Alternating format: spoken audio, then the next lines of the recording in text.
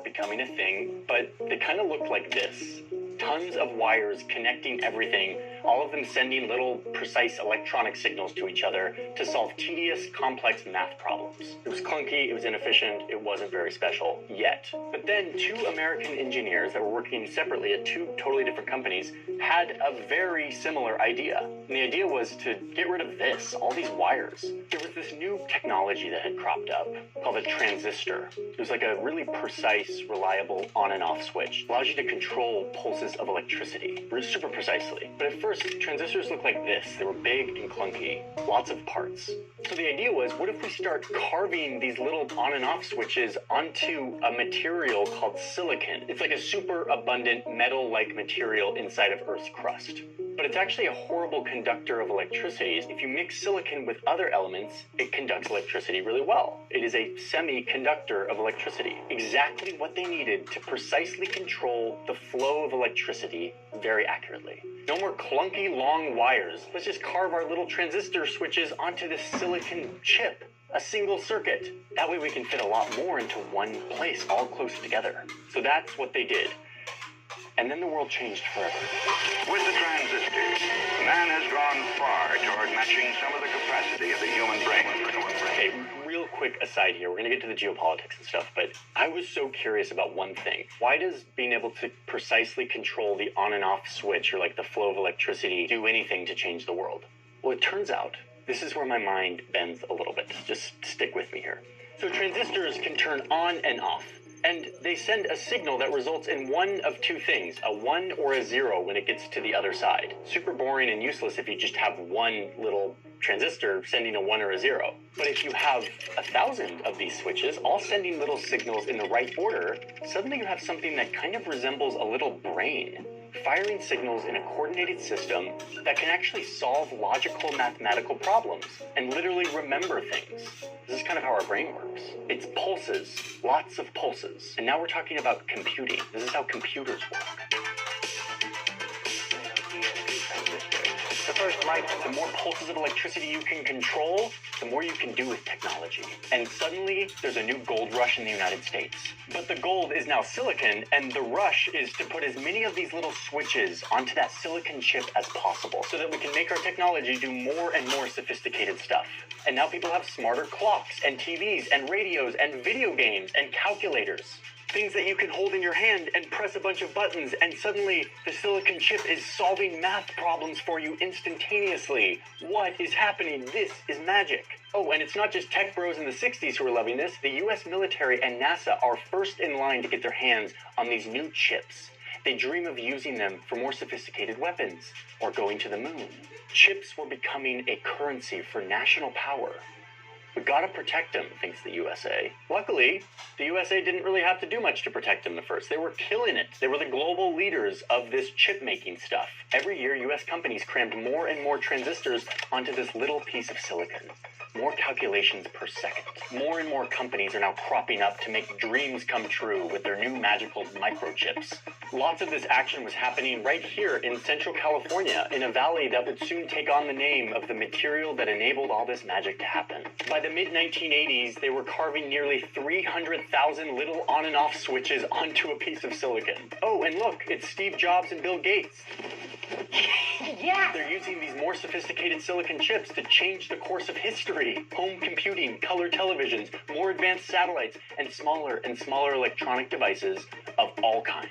There's a revolution happening. And over the next 30 years, the number of transistors that they can fit onto a piece of silicon starts to become ridiculous. And it's like the 90s, and these things are getting faster and smaller, and now humans have computers in their homes that are more advanced than the ones that were used to land on the moon. Not only do they play the typical computer games that all the kids enjoy, but their curiosity for learning has skyrocketed. And look, it's even smaller now. It fits in your pocket. And we are calling it iPhone. None of this is possible without these little magical brains made of silicon. Okay, but then a problem arises, and it has to do with these. These look like just factories where they make microchips, right?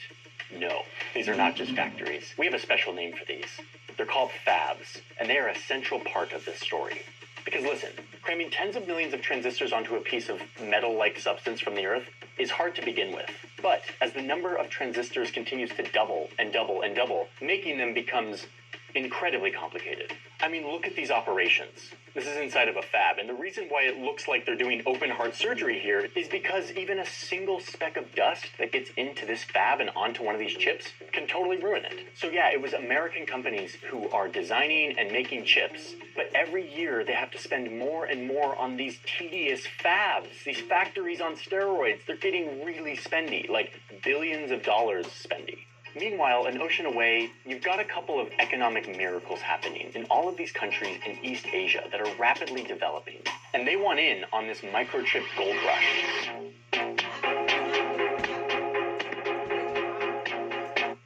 Colostrum for bones and joints Bocasure is not only good for bones and joints, but also increases resistance. People with diabetes can completely use it. Has it been used? Only in the month. The great offer is about to expire. Hurry up and order now to solve your problem. Let's check with us the customers who have used colostrum for joints Bocasure. Miss Dainla has suffered from knee pain for more than 10 years and is very difficult to walk and move. But since using colostrum for bones and joints Bocasure, she is Microchip gold rush.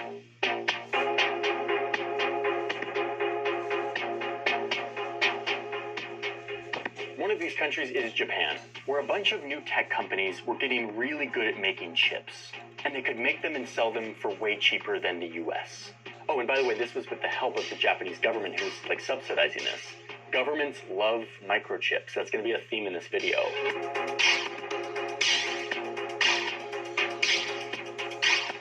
So the US is hating this. They're kind of freaking out that Japan is getting in on all the chip gold rush. They got to do something about it. So it's 1987, and the US government basically says, no more Japanese chips. They put a 100% tax on Japanese chips coming into the US, which, not surprisingly, just crushes Japan's chip industry. Too bad, so sad, Japan, said the president at the time, who was, wait, what the hell, Ronald Reagan? The prophet of free markets and free trade? Well, what's going on here? Our aim is to increase our national wealth so all will have more. Well, turns out that chips are really important. So important, in fact, that Mr. Free Market Economics abandoned his principles to protect American chips. This is a theme. We're going to see a lot more of it. Okay, so let's move on. Meanwhile, another Asian economic miracle country is growing super fast and wants to get in on this. But they also are looking over Japan and they're like, we don't want the US to squash us for trying to compete with them. So if we can't beat them, let's join them.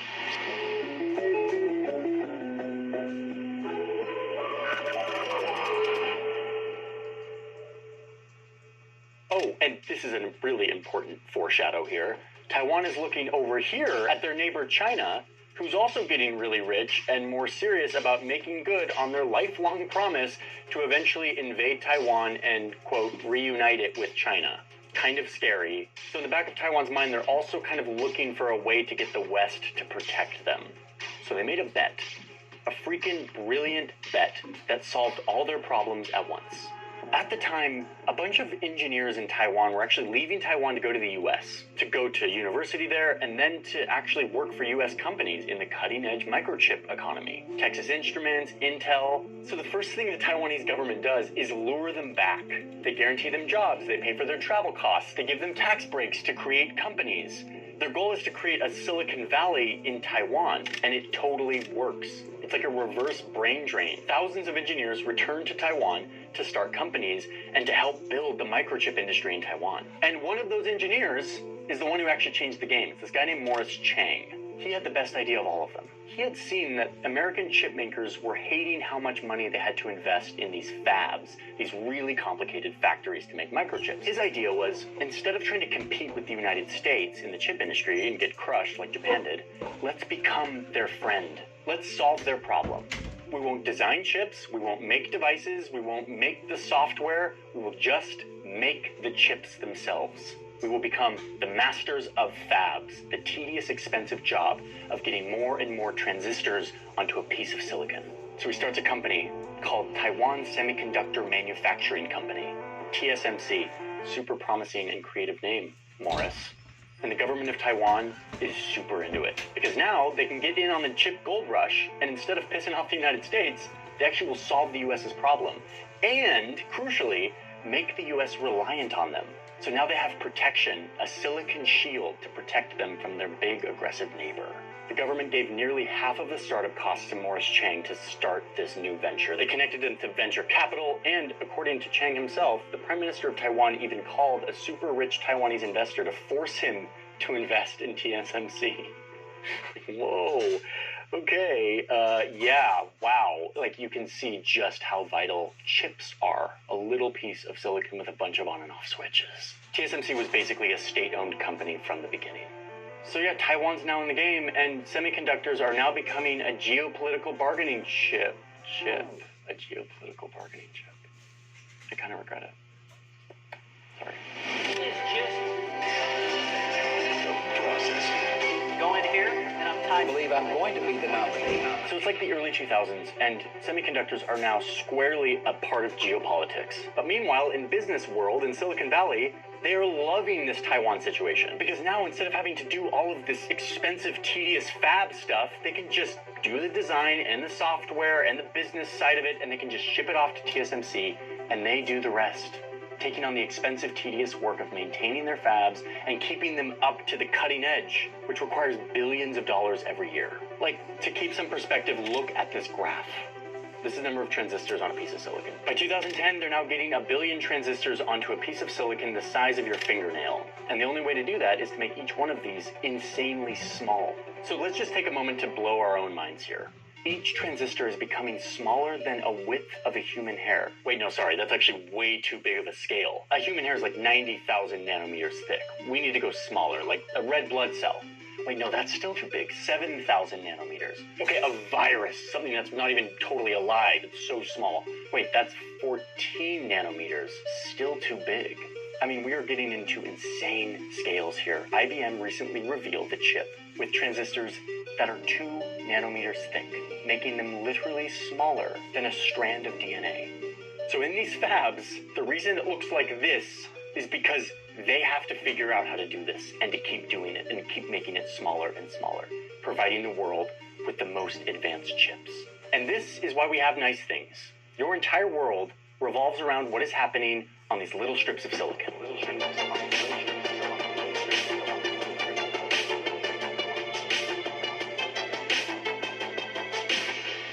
But more and more US chip companies don't actually have fabs. They design them, they do all the software and the machinery and the selling and the business, but the actual making of the chip happen in Taiwan. But as 92% of all advanced chips are now made in Taiwan, what this means is that the US is completely reliant on TSMC, basically. And finally, we're getting to the conflict. This is where China becomes really important. Because China, the most populous country, is suddenly very rich, and they want new tech too. So they become actually a giant customer of all these chips, buying 40% of all the chips in the world, meaning that they are now reliant on the US, who is reliant on Taiwan, to design and make their chips.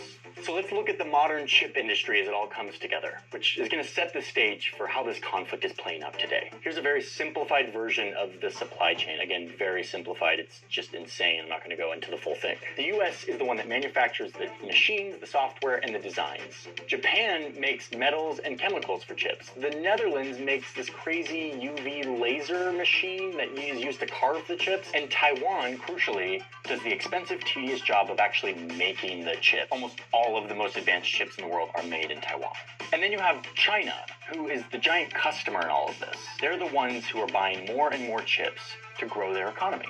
I mean, look at this beautiful supply chain. You've got a bunch of countries that are involved now. Everyone has a part to play, and everyone depends on each other for chips. Globalization is great. Economic interdependence is a recipe for peace and mutual prosperity.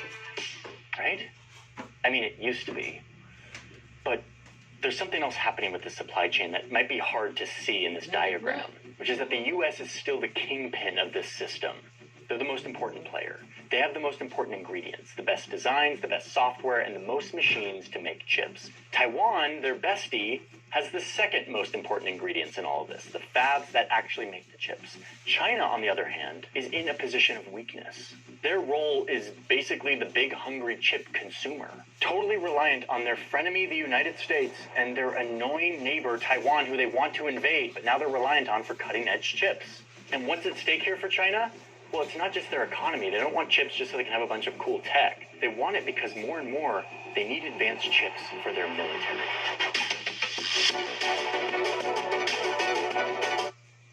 I saw the doctor said na itong Bocasure colostrum ay nakakatulong na maibsan ang pananakit ng tuhod after 3 cans. Tama ba? 3 yun.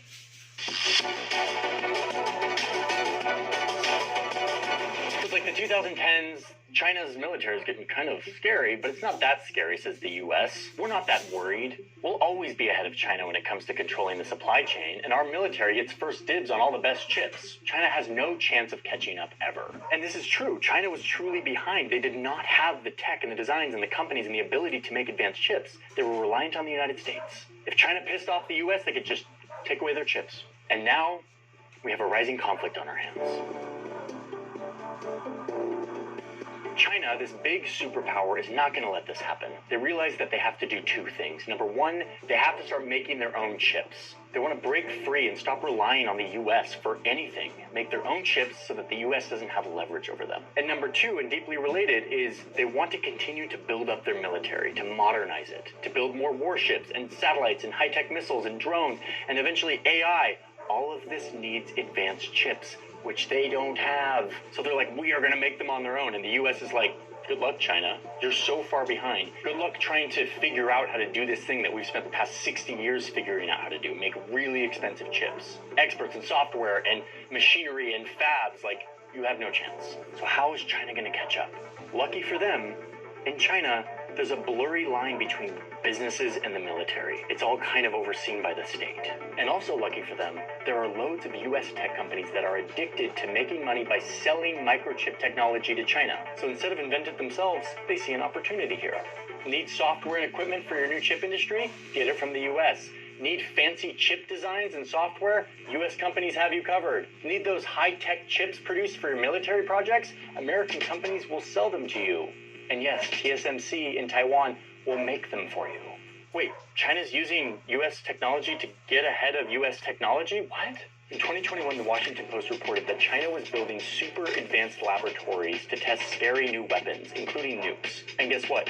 They were using American semiconductor tech to do this. It started to become clear that American companies were selling tech and chips and software to Chinese tech companies that were actually just a front for the military. Wow. Yikes. The U.S. chip industry is now allowing China to get ahead. This is starting to happen, but I think what really woke up the U.S. is when this happened. Huge step forward in China's military. China conducted 2 tests of a hypersonic missile system, technology that would allow it to fire a nuclear warhead faster than anyone else. The U.S. does not currently have the ability to even track this weapon, much less defeat it. U.S. military generals wake up one morning to discover that China has just tested a new weapon. A missile that flew around the entire world, going 5 times the speed of sound, a mile a second. Oh, and it's really hard to see because it flies below radar range. It's super nimble, maneuverable, and has the ability to carry nukes. The US had been working on something similar, but China beat them to it by years. And it was American microchip technology that helped them build it. Oh, shit. Yikes. This totally caught them off guard. Says that US intelligence services had no idea that China was so far ahead. It turns out that while the US government thought that they were running faster and that they were fine, they're actually fueling the rise of their biggest rival by giving them the technology that they need to get ahead. So the US decides that they've got to do something. China is ahead on these missiles, and they might get ahead on things like AI, and they're doing it with our tech. No more free trade, no more free markets. The government is jumping back into the chip game to sort this out. Fundamental change is taking place today, politically, economically, and technologically. All right, Joe Biden's like rolling up his sleeves. He's like, what do we do here? Step 1, cut them off. No more chips for China. The Biden administration published a large set of export controls on Friday in order to slow Beijing's technological and military advances. The restrictions will limit Chinese companies' access to advanced computer chips. And here we are back in the fun bureaucratic paperwork. Department of Commerce, Bureau of Industry and Security, docket number 220930-024RN. Certain advanced computing and semiconductor manufacturing items, supercomputers, and semiconductor end-use entity list modification. I'm not gonna go through this. This is just a bunch of rules that says no more chips to China. All those cutting-edge chips that China was buying from U.S. companies, blocked. The restrictions will limit Chinese companies' access to advanced computer chips. Manufacturing equipment they need to make their own chips, blocked. All that U.S.-made vital software that Chinese companies need to design their own chips, block, block, block. We will bring these jobs back to our shores and end our dependence on foreign chips. In fact, the Biden administration went super far to say that any company globally that uses U.S. tech to produce chips is now blocked from doing business with Chinese firms. To cut China off from certain semiconductor chips made anywhere in the world with U.S. equipment. Why stop there? Americans are now forbidden from working for Chinese chip companies. This is huge news. This is huge news. This is happening. This is we're in the middle of this right now. But let's go back to that visual of the whole supply chain. If you cut off this, then yeah, you hurt China, but you also hurt the other side of this line, U.S. chip makers. One example, this U.S. chip maker, NVIDIA. They went from selling tons of chips to China to suddenly being banned from doing so. This has led to a $400 million loss in revenue in just 1 quarter. Poof, up in smoke. One of the biggest chip makers now totally cut off from their big customer because Joe Biden is afraid of the Chinese military, and for good reason, which leads to step 2 of this policy. The Biden administration wasn't going to leave these tech companies out dry, so they gave billions of dollars to American chip makers to say, hey, yeah, sorry we cut you off from your main customer because we're kind of getting scared of their military, but we have to protect our chips. Here's a bunch of money. Congress passed the CHIPS Act, which gives billions of dollars to these companies to create fabs back in the United States. This time it wasn't Russia, but China, another rival power, would get way ahead of us if we didn't pull out all the stops. And this legislation is the first large step in pulling out all of those stops. Government wants the fabs to come home to ensure that this most valuable technology isn't solely reliant on outside countries. And we're talking giant payouts. 50 billion taxpayer dollars go to companies like Intel, which is now opening a new fab in Ohio. We are going to build the most advanced stuff in the world right here in Ohio. Or even TSMC themselves, which is based in Taiwan, but is now opening a new fab in Arizona. Keep it in the family. Okay, so this is economic war, and the Biden administration just did a huge move. Reminder that the reason why this is important is because it's not just about business or even missiles. This is about chips. Chips are not just chips. Chips are the future. Chips are power. Yes, chips mean economic growth and new cool technology, but chips also mean new weapons. Chips are the currency of geopolitical power. Kind of like what oil used to be, but now it's freaking silicon with a bunch of on and off switches on it. The U.S. is taking control of its valuable resource and cutting China off. So the U.S. makes this big move, cuts China off, and this is geopolitical conflict. They just made the move. The ball's in China's court now. How will they respond? And this is where Taiwan comes back into the picture. Taiwan, this small country that finds itself in the crossfires of this conflict. 92% of all advanced chips are made here, mostly by TSMC. The U.S. is totally reliant on them. A few months before the Biden administration was doing all of this, making it illegal to sell chips to China, Congresswoman Nancy Pelosi visited Taiwan. Not just to shake hands with political leaders, no. She was there to visit TSMC, the chip fab. What Pelosi was really doing here was signaling to Taiwan that they are vital to American security. The U.S. relies on this and will protect it. Came to Taiwan to make unequivocally clear we will not abandon our commitment to Taiwan, and we are proud of our enduring friendship. And in doing so, she shows us what China's counter move might be in all of this. It might be Taiwan. Are you willing to get involved militarily to defend Taiwan if it comes to that? Yes, that's the commitment we made. Okay, but wait, what this doesn't mean is China's going to invade Taiwan and take all the chips or take over the fab or something. That scenario doesn't make any sense. If China invaded Taiwan, all they would find is a bunch of empty fabs if they weren't bombed already. They wouldn't know how to operate them. They wouldn't have all of the engineers and the software and all of the supply chain stuff that they would need to actually make chips. They would likely be fighting a war, and the U.S. would probably get involved. I made a whole video about it. You can go check it out. Anyway, the effective counter move here for China would be to operate right on the edge of active warfare, to strike back at the US without provoking a military response. This is how big nuclear powers do it. They don't actually clash, they want to just sort of poke at each other. One scenario would be China sending a bunch of its Navy ships to set up in the ocean right around here, creating a kind of partial blockade. They could stop cargo ships that are coming to and from the island, kind of just slowing everything down, but really holding the silicon hostage, making it hard for the supply chain to actually work. I mean, just remember like the COVID-19 chip shortage or like supply chain shortage or even like the Suez Canal blockage from a couple years ago. Imagine those supply chain issues, but like on steroids, totally debilitating and being used for a hostile purpose to strike back at the US. Like Biden forbidding American companies to sell chips to China, the blockade would be a way to strike at your nuclear-armed rival without going too far, without risking too much escalation or a miscalculation.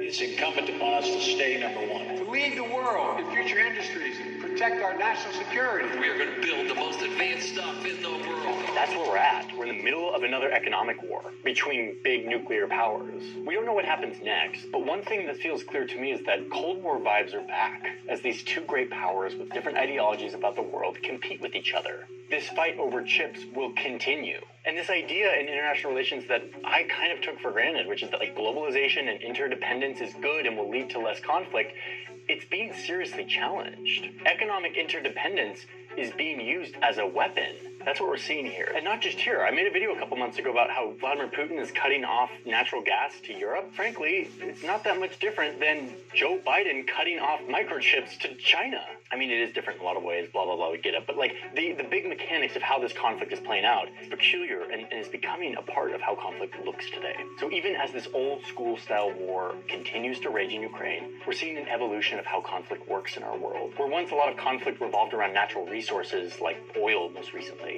the currency of power, we've moved to an era where a magical piece of metal-like substance called silicon, pulsing ones and zeros, is kind of the new oil, the new currency of power, the new thing that we should protect to protect our military supremacy. So in a big shift of the trend of globalization, countries are now turning inward to protect their stuff, leading to a new era of distrust, severed connection, and rising tensions. Okay.